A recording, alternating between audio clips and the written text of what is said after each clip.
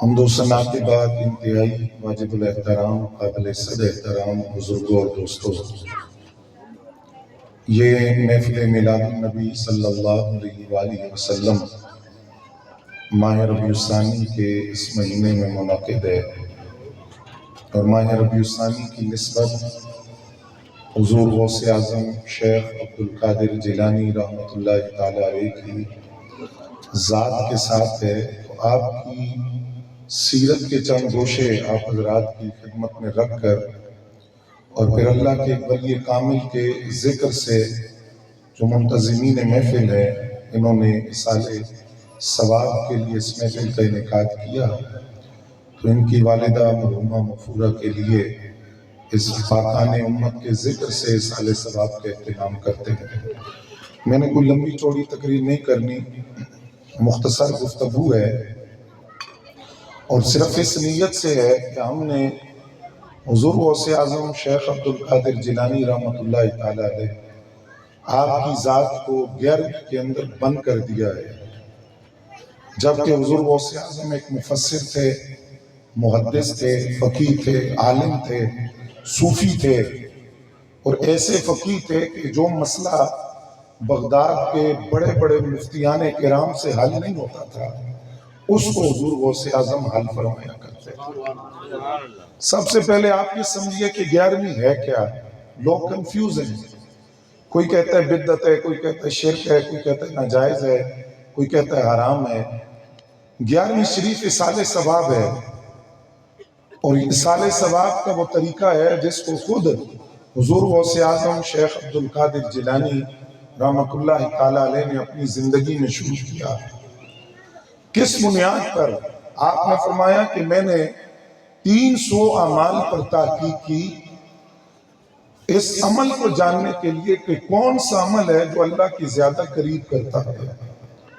فرماتے مجھے یہ بات سمجھ آئی، 300 اعمال میں یہ عمل کہ اللہ کی مخلوق کو کھانا کھلانا اللہ کے زیادہ قریب کر دیتا ہے۔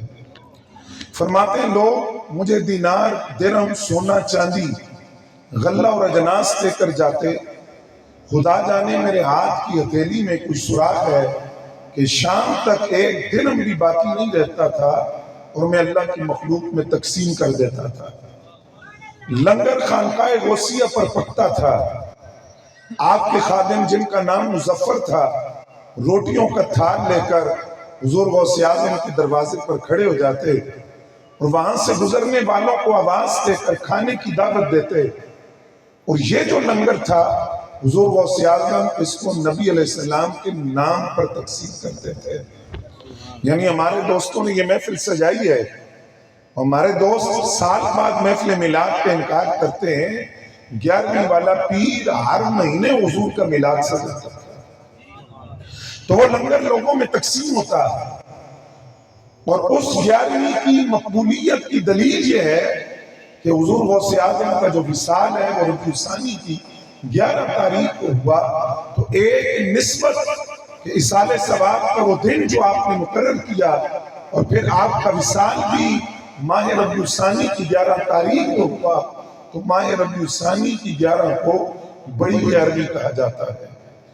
حضور غوث اعظم نے 91 سال عمر پائی، اور آپ کی 91 سال کی عمر کو 3 حصوں میں تقسیم کیا جاتا ہے۔ 18 سال اپنے آبائی وطن کے اندر، 33 سال بغداد کے اندر دین سیکھنے میں، اور 40 سال بغداد کی مسند حفاظ پر لوگوں کو تبلیغ کرنے میں گزارے۔ 18 سال کی عمر میں جیلان سے چلے بغداد کی طرف جو علم اور روحانیت کا مرکز تھا، تو ماں نے 2 نصیحتیں کی تھی، یہ 11ویں والے کا پیغام ہے، اس کو آپ سمجھیں گے۔ ماں نے پہلی بات حضرت عبدالقادر جیلانی سے یہ کی کہ اے عبدالقادر کبھی جھوٹ نہ بولنا، سچ کا ساتھ دینا۔ اور آپ جب بغداد کے منبر پر بیٹھے ہیں تو کسی نے سوال کیا کہ آپ کا شرف، آپ کی فضیلت، آپ کی بلندی اور رفعت کی وجہ، تو آپ نے فرمایا میں نے کبھی جھوٹ نہیں بولا، اللہ نے یہ مقام عطا فرمایا۔ اور دوسری بات فرمایا درست العلم حتی صرت قطباً، کہ میں نے علم حاصل کیا، دین پڑھا، تعلیم حاصل کی، اللہ نے مجھے قطبیت کے مقام تک پہنچایا۔ تو دوسری نصیحت ماں کی یا وصیت کہہ لیں، کیونکہ یہ ماں کی اپنے بیٹے سے آخری ملاقات تھی۔ فرمایا اے میرے بیٹے عبدالقادر، اب ہم قیامت کے دن ملیں گے، اس سے پہلے ملاقات نہیں ہوگی۔ تم بھی پلٹ کر بغداد سے جیلان کی طرف نہیں دیکھنا، دین پڑھو، تعلیم حاصل کرو، علم سیکھو۔ حضور غوث اعظم فرماتے ہیں میں بغداد کے منبر پر تھا تو کشف کے ذریعے پتہ چلا کہ میری والدہ کا انتقال ہو چکا ہے۔ آپ مجلس کے دوران روئے اور رو کر جو سامنے 70,000 کا مجمع تھا اسے جلان دی کہ جیلان کے اندر میری والدہ کا انتقال ہو چکا ہے۔ ماں نے کہا کہ عبدالقادر پلٹ کر جیلان کی طرف نہ دیکھنا، ذرا توجہ آپ کی چاہیے، ماں تو ماں ہوتی ہے۔ کہتے ہیں ایک مرتبہ دل کھچا جیلان کی طرف، ماں کو خط لکھا، اماں جان اگر آپ اجازت دیں تو آپ کا وہ حق جو اللہ نے میرے ذمہ لازم کیا ہے اس حق کی ادائیگی کے لیے میں واپس آ جاؤں۔ فرماتے پھر میں بغداد سے نکل گیا، لیکن غیبی ہاتھ نے مجھے پکڑ کر واپس بغداد کی طرف کھینچ کر پیغام دیا کہ عبدالقادر اگر تم بغداد چھوڑ دو گے تو لوگوں کو تبلیغ کون کرے گا، نصیحت کون کرے گا۔ اب جہاں اس بات کو سمجھئے کہ بندہ ولایت کے کسی مقام پر پہنچ جائے، اتنا بڑا ولی ہو کہ ولیوں کا امام ہو، ماں باپ کا ادب اور ان کا حق پہلے پہ۔ ایک صحابی نے حضور سے سوال کیا کہ سرکار یہ فرمائیں ماں باپ دنیا سے چلے جاتے ہیں تو ان کا حق ختم ہو جاتا ہے، کیونکہ وہ دنیا سے چلے گئے۔ نبی علیہ السلام نے فرمایا ماں باپ وہ رشتہ ہے کہ جن کا حق دنیا سے جانے کے ساتھ بھی ختم نہیں ہوتا۔ حضور کیا حق ہے؟ میں 5 حق ہے۔ پہلا حق یہ ہے کہ ماں باپ دنیا سے چلے جائیں تو ان کے کفن اور دفن کا انتظام کرو، جنازہ پڑھو، وصیت کی ہو تو وصیت کو نافذ کرو، وعدہ کیا ہو تو وعدے کو پورا کرو۔ پھر فرمایا ماں باپ کی نسبت سے جو رشتہ داریاں ہیں ان رشتہ داریوں کو مضبوط کرو، ماں کی سہیلیوں کے ساتھ اس طرح ادب سے پیش آؤ جس طرح اپنی ماں کا ادب کرتے تھے، اور باپ کے احترام اس طرح کرو، باپ کے دوستوں کا ادب اس طرح کرو جس طرح باپ کا ادب کرتے تھے۔ اور 5واں حق یہ ہے کہ ماں باپ دنیا سے چلے جائیں تو ان کو اپنی مغفرت کی دعاؤں میں یاد رکھا کرو۔ حضور غوث اعظم فرماتے ماں نے کہا تھا پلٹ کر جیلان کی طرف نہ دیکھنا، بغداد چلا گیا، لیکن بغداد کے اندر کن مشکل حالات کو دیکھا۔ یہ منظر بہت کم لوگ جانتے ہیں۔ آج جس پیر کی 11ویں پوری دنیا کھا رہی ہے، آپ حضرات توجہ فرمائیں گے، وہ 11ویں والا پیر کہتا ہے کہ 25 سال میں نے مشکلات میں گزارے ہیں، 25 سال میں نے بھوک کو دیکھا، افلاس کو دیکھا، بغداد میں قحط بڑھ گیا، لقمہ کھانے کے لیے نہیں ملا۔ 11ویں والا پیر کہتا ہے کہ مجھے کسی نے کہا کہ جنگلوں میں چلے جاؤ، درختوں کے پتے کھاؤ۔ فرماتے میں وہاں گیا تو 70 درویش پہلے ہی موجود تھے جو درختوں کے پتے کھا رہے تھے۔ میں نے سوچا اگر میں بھی درختوں کے پتے کھاؤں گا تو یہ کیا کھائیں گے، واپس آ گیا۔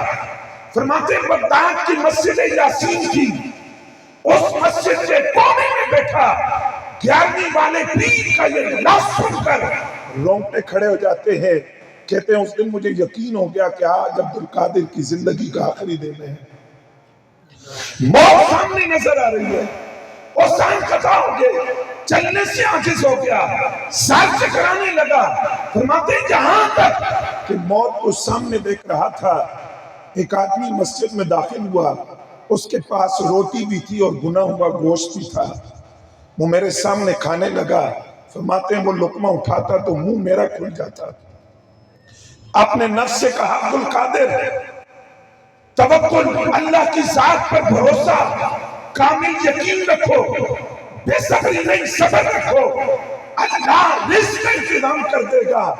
فرماتے ہیں اس نوجوان نے کھانے کی دعوت دی، کھانے میں شریک تو ہوا۔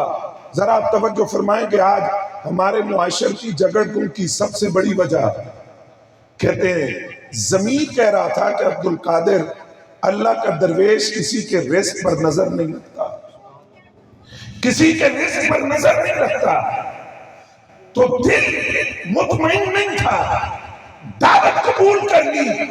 اس دوران اس نوجوان نے کہا کہ آپ کہاں سے آئے ہیں؟ میں نے کہا جیلان سے آیا ہوں۔ کیا کرنے آئے ہیں؟ دین پڑھنے آیا ہوں۔ جیلان کے کسی عبد القادر کو جانتے ہیں؟ فرماتے ہیں میں نے کہا تمہارا اس عبد القادر سے کیا کام ہے؟ کہا جناب آج 3 دن سے اس عبد القادر کی رقم میرے پاس ہے، ماں نے دی تھی، اور آج بھوک سے تنگ آ کر میں نے یہ کھانا خریدا ہے، اس کی اجازت کے بغیر خدا جانے وہ عبد القادر کہاں ہوگا۔ آپ نے فرمایا بے فکر ہو کر کھاؤ، وہ عبد القادر تمہارے سامنے بیٹھا ہے۔ 8 دینار تھے جو ماں نے دیے، 8 دینار حضور غوث اعظم نے وصول کیے۔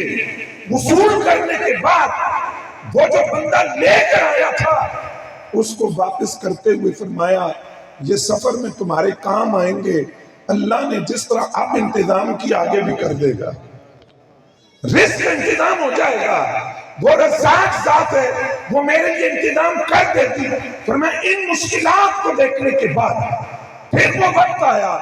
آپ توجہ فرمائیں گے، اور بالخصوص میرے نوجوان دوست جو مرزے کو بڑے شوق سے سنتے ہیں اور غامدی کو بڑے شوق سے سنتے ہیں، اور ابھی وہ ایک پینٹ کوٹ والا نمونہ آیا ہوا ہے اس کو بڑے شوق سے سن رہے ہیں، میں معذرت سے عرض کر رہا ہوں ہر چمکتی ہوئی چیز سونا نہیں ہوتی۔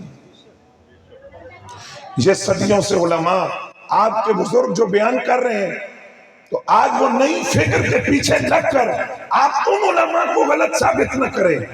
یہ جملہ کہ بابت شیئی کوئی نہیں، آپ کیا سمجھتے ہیں یہ معمولی جملہ ہے یا مذاق ہے؟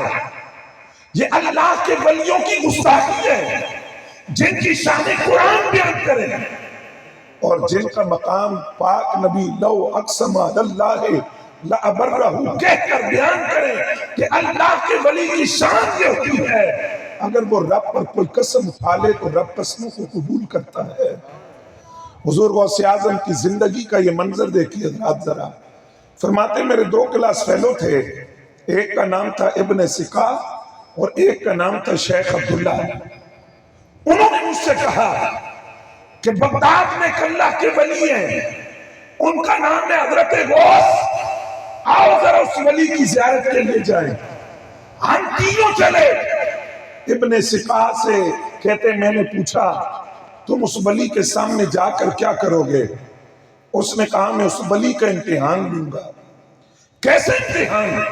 کوئی مشکل سے مشکل سوال پوچھوں گا تاکہ وہ جواب نہ دے سکے، اور ولایت کا دعویٰ کرتے اس کو شرمندگی اٹھانی پڑے، خفت اٹھانی پڑے، میرے سوال کا جواب نہ دے سکے۔ شیخ عبداللہ سے کہا تم کیا کرو گے؟ کہا میں بھی کوئی پہیلی پوچھوں گا، سوال کروں گا تاکہ وہ جواب نہ دے سکے۔ توجہ رکھیے گا حضرات، آج جو ولیوں کا امام ہے، پیران پیر ہے، اس کی زندگی کا پیغام ہے کہ بلندی ادب سے ملتی ہے، عظمت ادب سے ملتا ہے، شان فضیلت اور رفعت ادب سے ملتی ہے۔ حضور شیخ عبد القادر جیلانی سے پوچھا آپ کیا کریں گے؟ آپ نے فرمایا معاذ اللہ ان اسألہ شیئا، خدا کی پناہ ہے میں ولی کا امتحان لوں گا، جا کر سوال کروں گا۔ ولی کا امتحان تو یہ نہیں ہو سکتا، اللہ کا دوست ہے میں سوال نہیں کر سکتا۔ یہ تینوں پہنچے وہاں۔ وہ حضرت غوث جو بغداد کے بزرگ تھے وہ اچانک غائب تھے، پھر ظاہر ہوئے۔ توجہ فرمائیے گا، لوگ کہتے ہیں نبی کو دیوار پیچھے کا علم نہیں ہے۔ حضرت غوث نے ابن سکا سے کہا جڑا سوال تو پوچھنا سی آپ پوچھ دیں یا میں دسا دیں؟ میں بتاؤں تیرا سوال کیا تھا؟ تیرا سوال یہ ہے اور اس کا جواب یہ ہے۔ فرمایا اب تجھے بددعا نہیں دے رہا، خبر دے رہا ہوں کہ تجھے ایمان پہ موت نصیب نہیں ہوگی اور کلمے پہ موت نہیں ملے گی۔ اور شیخ عبداللہ سے کہا کہ تیرا سوال یہ ہے، اس کا جواب یہ ہے، اور تجھے خبر دے رہا ہوں تو کانوں تک دنیا میں ڈوب جائے گا اور اللہ کی یاد سے غافل ہوگا۔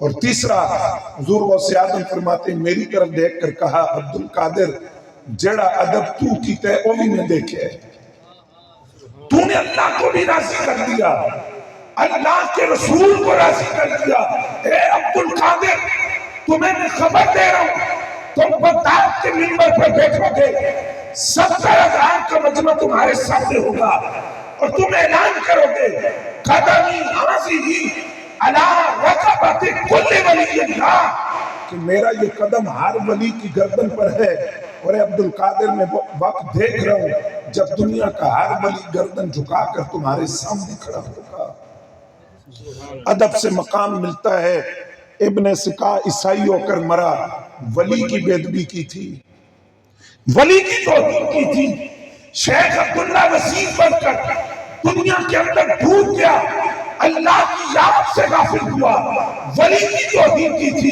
لیکن گہری والا پیر جس نے اللہ کے دوست کا ادب کیا ہے آج صدیاں گزر گئی ہیں اس 11ویں والے پیر کو آج بھی عقیدت اور محبت کا نذرانہ پیش کیا جا رہا ہے